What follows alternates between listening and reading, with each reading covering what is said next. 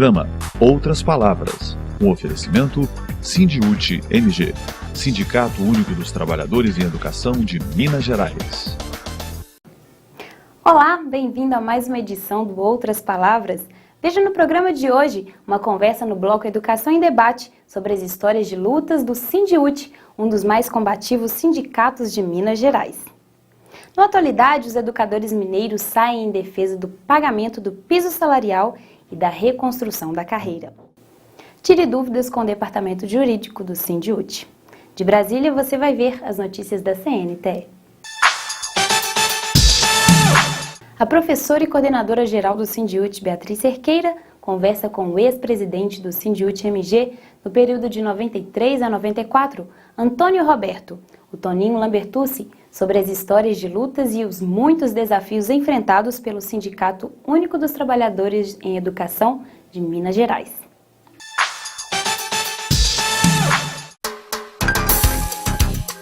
Educação em Debate.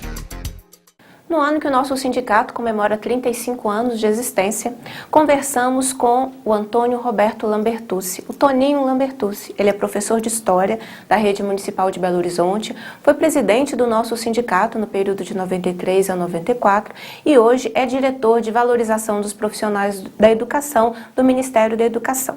Nós conversávamos, Toninho, sobre o papel que o nosso sindicato teve nas lutas gerais, como diretas, na criação da nossa central. Eu queria que você partilhasse um pouco da sua experiência, de como foi a relação do nosso sindicato com os movimentos sociais. A relação do Sindiúti com os movimentos sociais sempre foi uma relação muito próxima, tanto pelos dirigentes que se localizam em Belo Horizonte, que vivem em Belo Horizonte, quanto dos dirigentes que estão nas subsedes. De modo geral, os movimentos sociais eles se organizam melhor na rede metropolitana, nas metrópoles, né? Ou nas cidades maiores. Então, o Sindiúti, pelo fato dele ser capilarizado, ter tantas subsedes quanto tem, isso promove uma articulação, ou contribui, ou colabora para promover uma articulação muito grande com os movimentos sociais, com os sindicatos rurais, sobretudo, né, com outros movimentos sociais, associações de moradores, dado que o debate que o Sindiúti faz sobre educação normalmente convoca os pais para o debate, associações para debates educacionais de modo geral.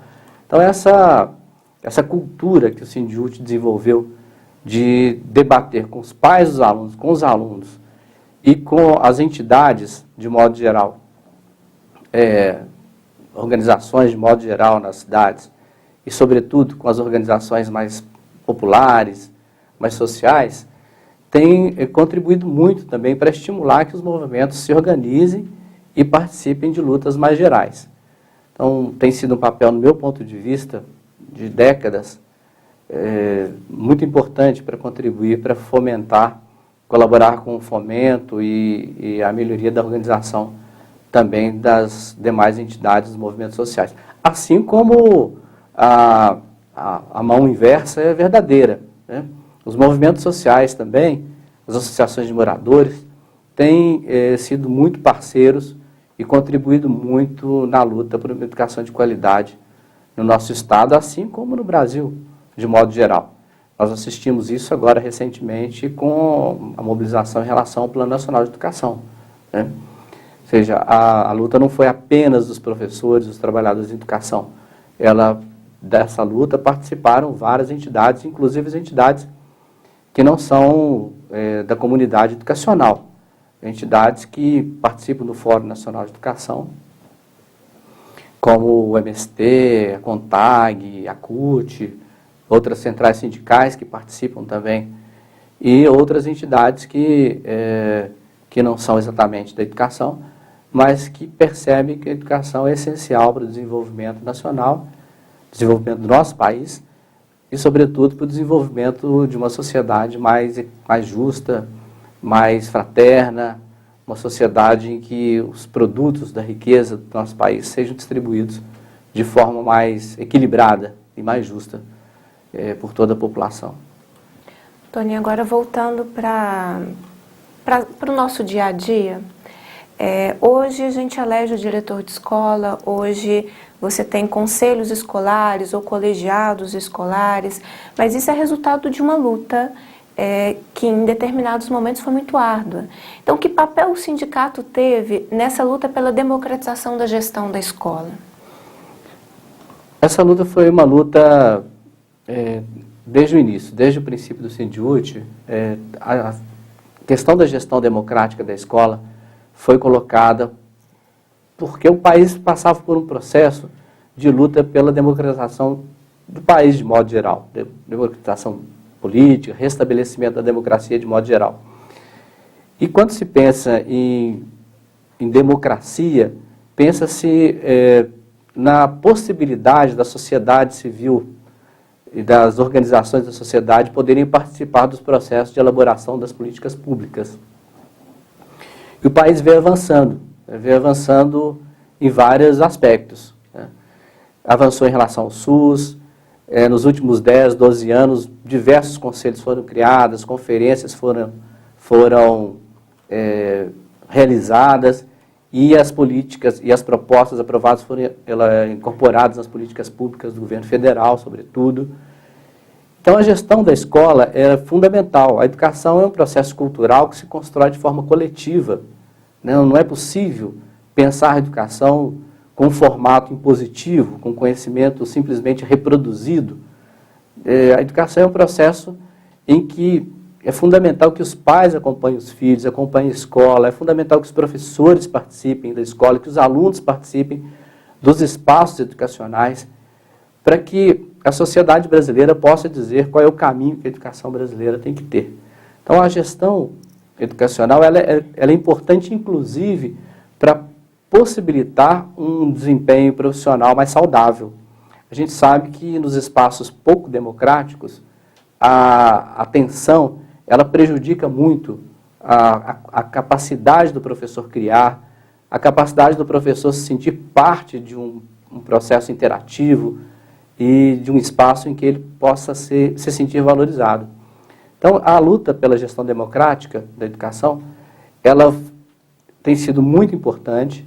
O Brasil incorporou na legislação, tanto na LDB e agora no PNE, aspectos com relação à gestão democrática, tanto é que agora a gente tem uma meta, né? Nós temos a meta 19 do PNE, que é uma meta sobre gestão democrática, então todos os entes federativos, estados e municípios terão que elaborar leis para promover a gestão democrática dos sistemas de ensino, está na meta 19.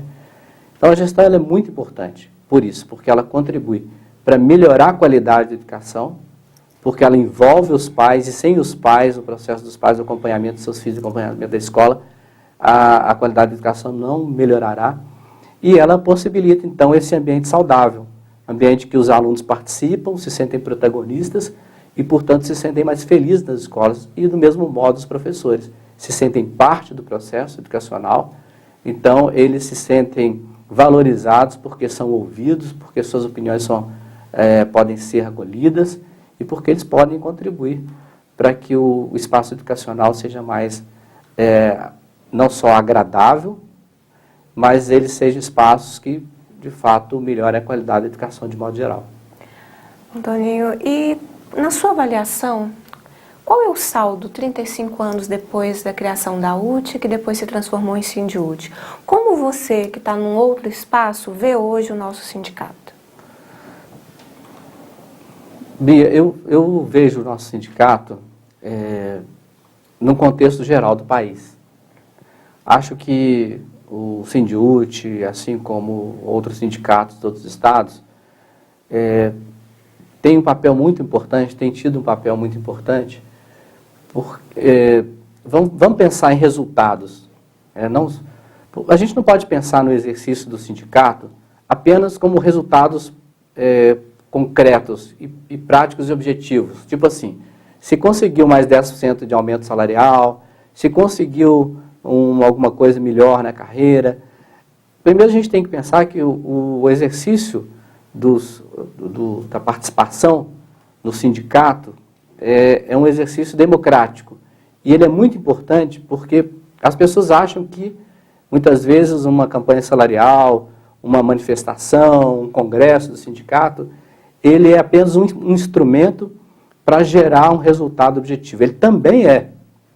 O mais importante é que ele é esse instrumento. Mas ele produz intercâmbio de informações, de conhecimento. Os professores saem das suas escolas no interior e convivem com outros professores, conhecem outras realidades, levam experiências novas para suas escolas. Então, essa convivência, esse intercâmbio de informações que o movimento produz é uma coisa muito importante. Mas existem outros saldos muito importantes também, que somados esse esforço, a educação ela passou a ser vista nos últimos anos como um fator essencial para o desenvolvimento do nosso país. A educação ela não é colocada mais de uma forma secundária. Se nós tomarmos como referência o que sai na mídia, na imprensa, nós podemos perceber que a educação hoje é um consenso de todos os setores sociais. E segundo, para que a educação de fato no país avance, é um consenso também de que é necessário valorizar o professor, valorizar os profissionais de educação. Agora, existe obviamente ainda um descompasso entre o discurso, de que a valorização dos profissionais é importante, e medidas efetivas para que isso aconteça. A gente sabe que não é fácil. Investir nos professores significa investir também, principalmente, nas condições de trabalho, nos salários, para que a profissão do professor seja valorizada, para que ela possa atrair jovens. Nós precisamos reverter um quadro que hoje existe. Hoje, as pesquisas indicam de que apenas 2% dos pais no Brasil indicariam a profissão da educação, a profissão de professor para os seus filhos. Ou seja, não é uma profissão que os jovens querem seguir, então já há falta de professores em diversas disciplinas. Para reverter esse quadro, é necessário que haja salários atrativos. É necessário que haja uma carreira atrativa. É necessário que haja uma valorização social do papel do professor, do exercício do trabalho do professor. Eu acho que o saldo é muito esse. O saldo é de que essa luta contribuiu para colocar para o país essa situação atual. E nesse momento que nós temos o PNE, um Plano Nacional de Educação aprovado, sancionado pela presidenta Dilma, com 10% do PIB, para investimento na educação, além das metas relacionadas com a equiparação do salário dos professores com o salário das demais categorias, existe uma defasagem de 57% do salário dos professores com o salário das outras categorias, com o mesmo nível de escolaridade. O PNE determina que em 6 anos deve haver essa equiparação. Existem oportunidades que a gente precisa perceber que não foram oportunidades que surgiram na conjuntura como se fossem espontâneas. São oportunidades que surgiram porque houve uma luta, porque houve uma mobilização muito grande, um convencimento dos outros de que aquela voz dos professores falando sozinhos, ela hoje é ouvida e é também incorporada por toda a sociedade, de que a educação é determinante e a valorização dos professores, dos profissionais de educação é fundamental para que os patamares, os níveis educacionais, de qualidade educacional no Brasil possam melhorar. Toninho, para finalizarmos, quais são as perspectivas de futuro que você vê nesse debate da educação? A aprovação do PNE, Bia, que eu avalio que foi uma iniciativa do governo federal, mas foi uma iniciativa articulada também com os movimentos sociais, com o Fórum Nacional de Educação. Ela trouxe para o cenário atual perspectivas muito importantes. Então, as metas aprovadas de valorização dos profissionais de educação são metas que são importantíssimas, mas, como toda lei, é necessário que haja mobilização e vigilância para que a lei possa ser aprovada. É necessário que os planos municipais de educação eles estejam articulados ao plano estadual de educação e ao plano nacional. Por isso, o MEC, a secretaria na qual eu trabalho, a SASE, tem contribuído para que os estados possam articular seus planos com os municípios. E a meta de equiparação do salário era uma meta em que todos os municípios vão ter que equiparar os salários das suas redes municipais, né, com as médias salariais dos demais profissionais com o mesmo nível de escolaridade.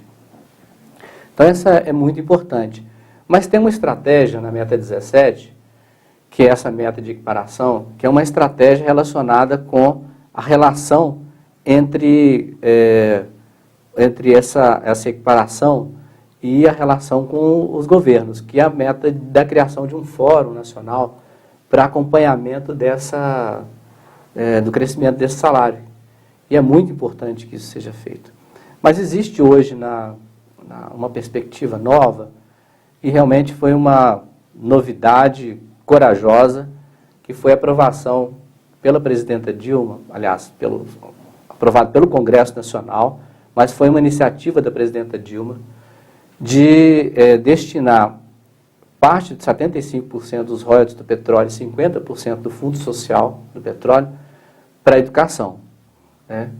Isso é muito importante, é um recurso novo que existe, e se esse dinheiro for destinado, pelo menos a uma parte significativa, a maior parte dele, destinado ao salário dos professores, à valorização dos profissionais de educação, a gente tem a oportunidade de contribuir para que, de fato, a valorização seja uma coisa, seja uma realidade. Né? Então, é um momento muito especial. Existem vários projetos de lei no Congresso Nacional destinando esse recurso para uma coisa, para outra.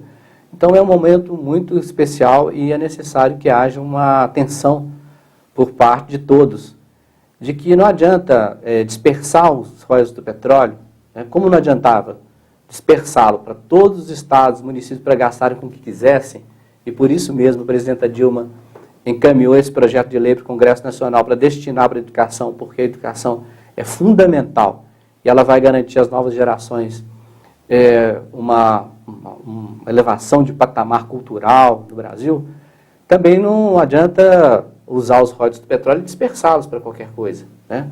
Porque tem vários projetos de lei. Não adianta usar os royalties do petróleo para construir prédios maravilhosos.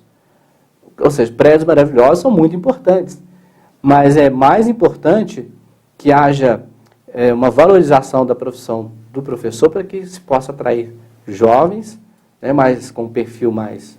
jovens vocacionados, com um perfil mais adequado para a educação, que possa estimular os professores, que a gente possa melhorar a formação dos professores, investir mais na formação dos professores, e com certeza isso vai poder fazer com que o Brasil dê um salto a mais, um salto em relação à qualidade da educação do país. Então, atenção a essa oportunidade me parece um fator muito importante e é uma perspectiva inédita, do meu ponto de vista.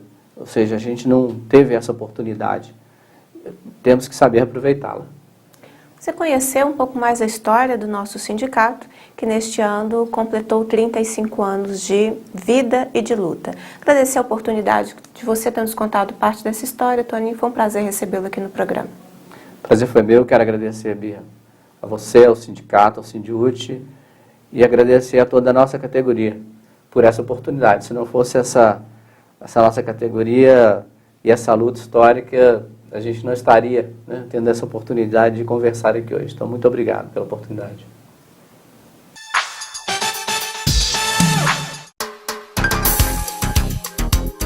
Calendário de lutas. De 18 a 21 de abril, o Sindiúti-MG realiza o seu 10º Congresso e 22º Congresso dos Trabalhadores e Trabalhadoras em Educação.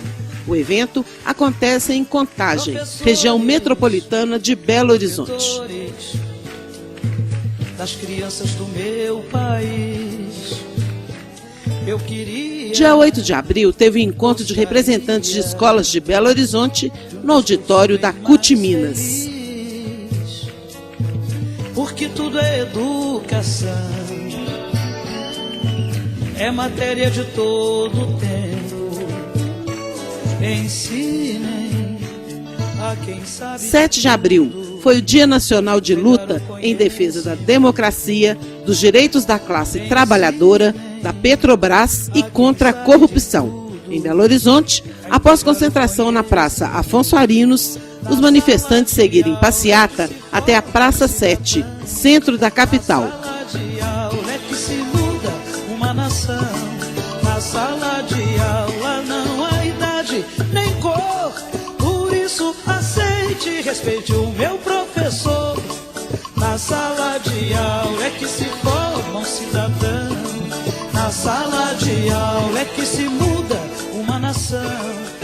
No dia 1º de abril, teve a plenária dos movimentos sociais, com a participação de João Pedro Stedley, líder do Movimento dos Trabalhadores Rurais Sem Terra, MST. A atividade aconteceu no auditório do Conselho Regional de Engenharia e Agronomia, CREA-MG, em Belo Horizonte. Bata palmas pra ele, bata palmas pra ele, que ele merece. O jurídico do Sindiúti esclarece sua dúvida. Fique ligado. Tira dúvidas. Todos os servidores efetivos podem acumular 2 cargos no serviço público? Não. A Constituição de 1988 estabelece, em caráter de excepcionalidade, quais as hipóteses que poderá haver acumulação de cargos públicos. São eles o acúmulo de 2 cargos de professor, professor como técnico ou científico e, por fim, 2 cargos da saúde, desde que a profissão seja regulamentada. No Atualidade, veja a luta dos educadores mineiros em defesa do piso salarial e da reconstrução da carreira. Atualidade.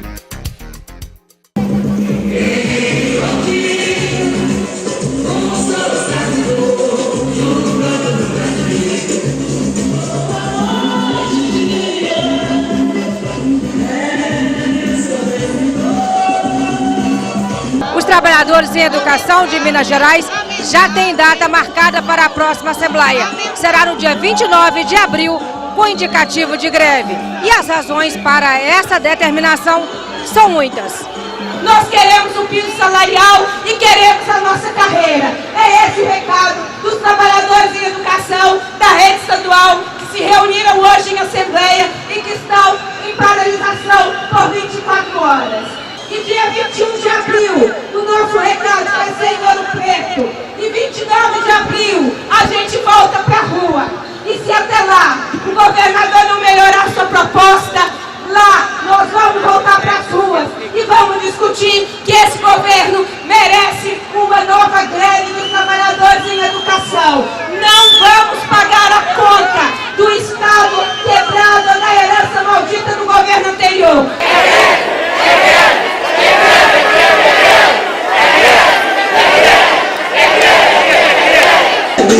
Ele merece. Bata palmas pra ele, bata palmas pra ele, bata palmas pra ele. É greve, é greve, é greve, é greve, é greve, até que o Pimentel pague o piso que nos deve. No Momento CUT Minas, o assunto é a abertura de oportunidade de trabalho para os jovens. Momento CUT Minas.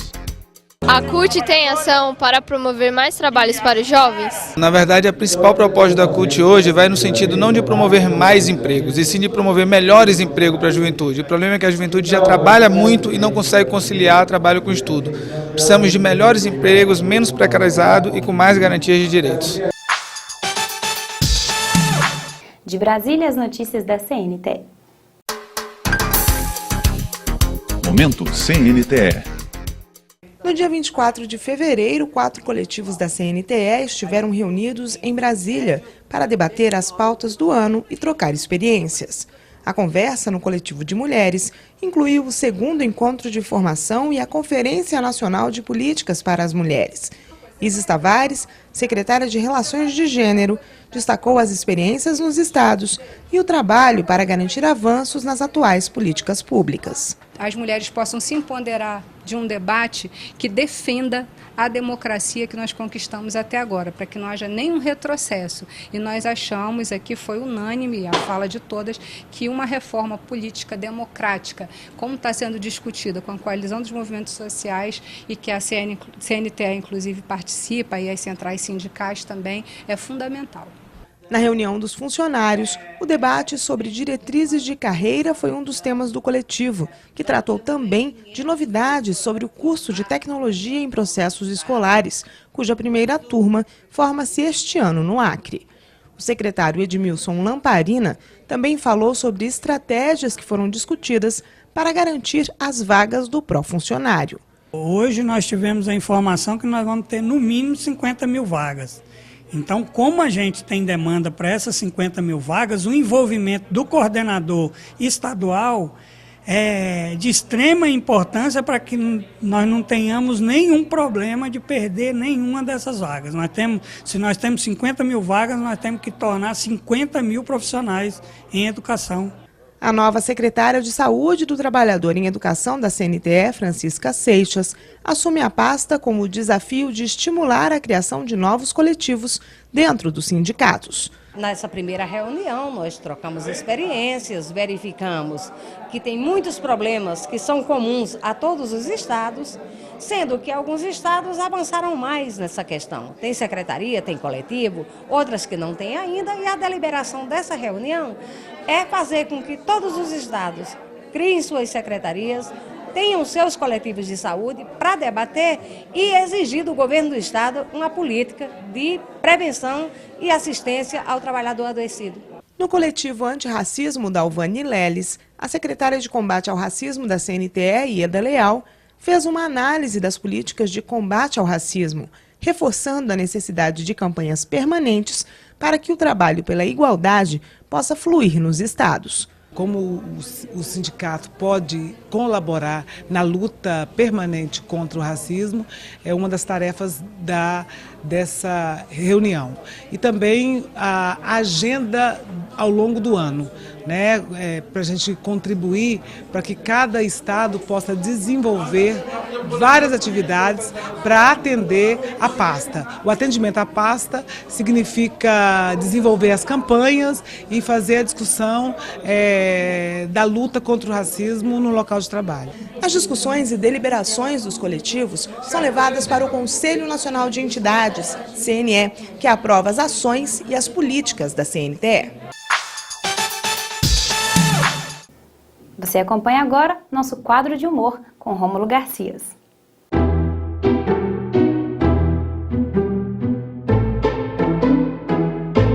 Gente, nada cai do céu. Acho melhor a gente levantar nossa bandeira.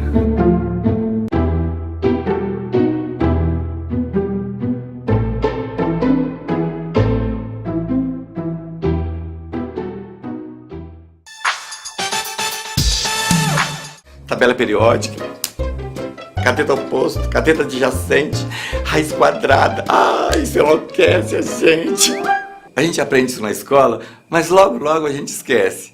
Mas tem uma coisa que a gente aprende na escola e que jamais esquece: o valor do educador e da educadora na nossa vida.